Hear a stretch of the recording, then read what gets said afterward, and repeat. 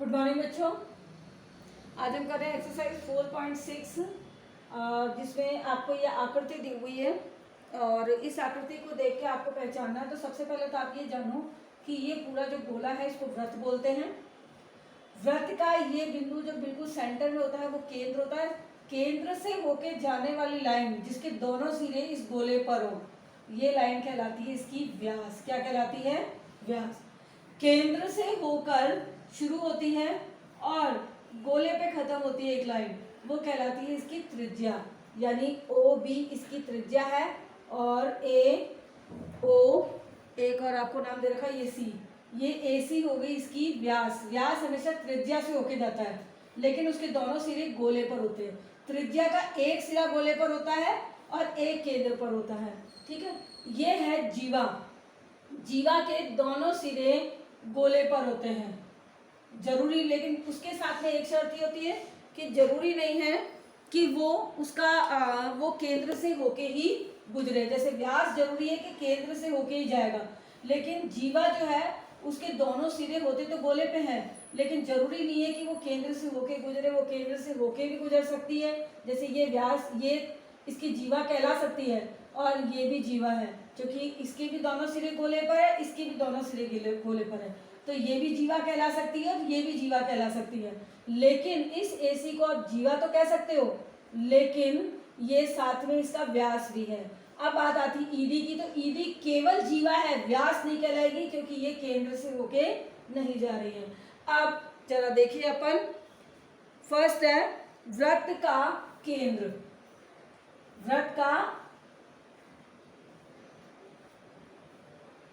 केंद्र, केंद्र क्या है? ओ, बता दिया आपको। दूसरा है तीन त्रिज्याएं, तीन इसकी त्रिज्या तीन दिखाई दे रही है। देखो मैंने बोला केंद्र से होकर जाने वाली एक लाइन जो कि केंद्र से शुरू होती है गोले पे जाती है, तो केंद्र से शुरू हो रही है गोले पे जा रही है ओ ए। दूसरी केंद्र से शुरू हो रही है और गोले पे जा रही है ओ बी।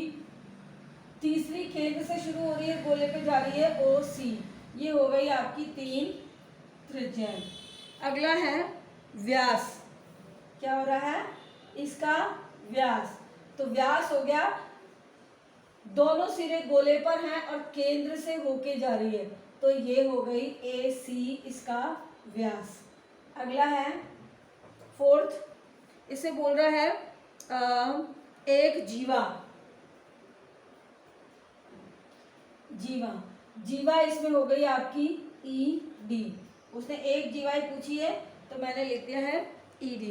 अभ्यंतर में दो बिंदु, क्या बोल रहा है? अभ्यंतर में दो बिंदु। अभ्यंतर में दो बिंदु कौन से? अभ्यंतर का मतलब गोले के अंदर कौन से दो बिंदु हैं? एक तो बिंदु P और एक बिंदु R। तो क्या लिखेंगे? P और R। अगला है 6 में है बहिर्भाग में एक बिंदु। क्या है? बहिर्भाग में बिंदु। तो वृत्त के बाहर कौन सा बिंदु है? Q। तो कौन सा आ जाएगा? Q। नेक्स्ट है 7वां, जिसमें बोल रहा है एक त्रिज्य खंड। एक त्रिज्य खंड। एक त्रिज्य खंड का मतलब है त्रिज्याओं से बना हुआ एक टुकड़ा। तो एक त्रिज्य खंड अपन लिख सकते हैं। देखो ए ओ त्रिज्या है और ओ बी त्रिज्या है, इन दोनों से बना हुआ त्रिज्य खंड कौन सा हो गया? ए ओ बी। क्या बन गया? ए ओ बी, क्योंकि ए ओ और ओ बी से मिलकर बना है एक त्रिज्य खंड, यानी त्रिज्याओं से बना हुआ एक टुकड़ा। जैसे केक का एक टुकड़ा होता है, ये भी बन सकता है बी ओ सी, लेकिन अभी अपन ने एक पूछा है तो हमने एक बता दिया। अगला क्वेश्चन नंबर 8, एक वृत्तखंड। एक वृत्तखंड। वृत्तखंड का मतलब है वृत्त का एक टुकड़ा, इस पूरे गोले का एक टुकड़ा। यहाँ तो था त्रिज्या यानी केक की तरह काटा हुआ, वो होता है त्रिज्य खंड। वृत्त का एक टुकड़ा, तो ये पूरा गोला है, उसका एक टुकड़ा पूरा कौन सा हो गया? E D. कौन सा हो गया? E D. दूसरा भी हो सकता है, ये भी हो सकता है ए सी वाला कि ए बी सी, यो भी हो सकता है। अगला क्वेश्चन है 9, क्या वृत्त का प्रत्येक व्यास उसकी जीवा होती है? तो आप लिख सकते हैं वृत्त का प्रत्येक व्यास उसकी जीवा होती है। क्या लिखेंगे? हाँ, ये मैंने आपको पहले बता दिया, वृत्त का प्रत्येक व्यास उसकी जीवा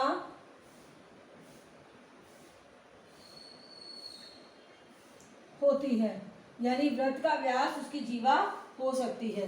दूसरी चीज, क्या वृत्त की प्रत्येक जीवा उसका व्यास हो सकती है? दिख रहा पीछे, देख सकते हैं। तो 10वां बोल रहा है कि क्या इसकी सारी जीवा व्यास होती है। मैंने क्या कहा था कि व्यास जीवा हो सकता है, लेकिन जीवा जरूरी नहीं है कि व्यास हो। तो क्या लिखेंगे? नहीं, वृत्त की प्रत्येक जीवा उसका व्यास नहीं होती।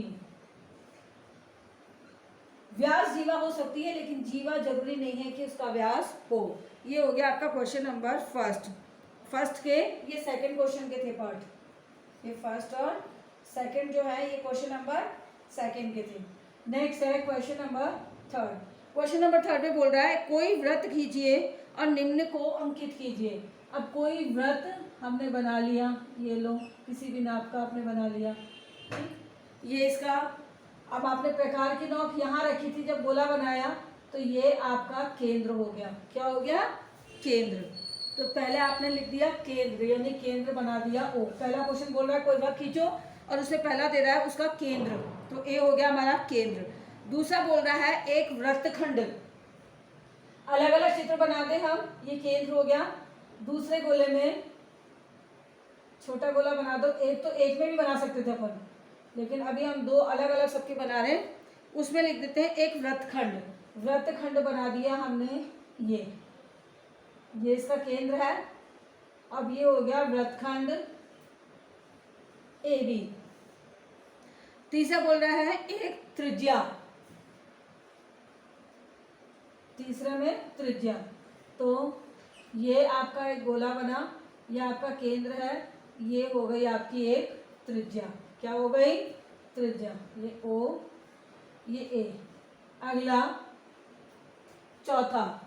चौथे में देखिए बोल रहा है उसके अभ्यंतर में एक बिंदु, गोले के अभ्यंतर में एक बिंदु, तो केवल ये गोला है। अब उसने ये नहीं बोला है कि केंद्र, अभ्यंतर में एक बिंदु, तो अभ्यंतर में तो कहीं भी बिंदु हो सकता है, केंद्र भी हो सकता है और कहीं और भी हो सकता है। ये हो गया अभ्यंतर में एक बिंदु। अगला है एक व्यास, पांचवा व्यास। तो आपने जो गोला बनाया, जहां पे प्रकार की नोक रख के गोला बनाया था, उसी से लाइन बना दो सीधी, ये हो गया इसका व्यास। हो गया 6। अगला है उसके बहिर्भाग में एक बिंदु, तो बहिर्भाग में बिंदु का मतलब है जैसे हमने ये गोला बनाया और इसके बहिर्भाग में एक बिंदु लगा दिया बाहर की तरफ। अगला है एक त्रिज्यखंड। त्रिज्यखंड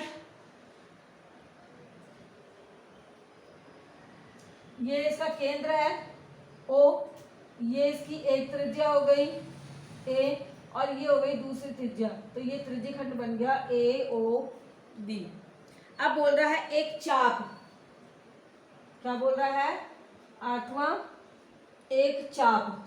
तो चाप के लिए ये गोला, अब आपका ये चाप कहला गया, ये केंद्र है, तो ये आपका ए बी, जैसे वृत्त का एक टुकड़ा, ये कहलाएगा इसका चाप। अगला क्वेश्चन है क्वेश्चन नंबर 4। क्वेश्चन नंबर 4 में बोला वृत्त के दो व्यास अवश्य ही प्रतिच्छेद करेंगे। क्वेश्चन नंबर 4 में फर्स्ट बोल रहा है कि वृत्त के दो व्यास अवश्य ही प्रतिच्छेद करेंगे। बिल्कुल करेंगे। देखो आप, जैसे हमने एक वृत्त बनाया, ये इसका केंद्र बिंदु है ओ, अब इससे होके एक व्यास निकल रहा है और इससे होके अगर हम दूसरा व्यास भी यहीं से होके बनाए तो दोनों एक दूसरे को प्रतिच्छेद करते हैं, तो लिखेंगे हाँ, दोनों व्यास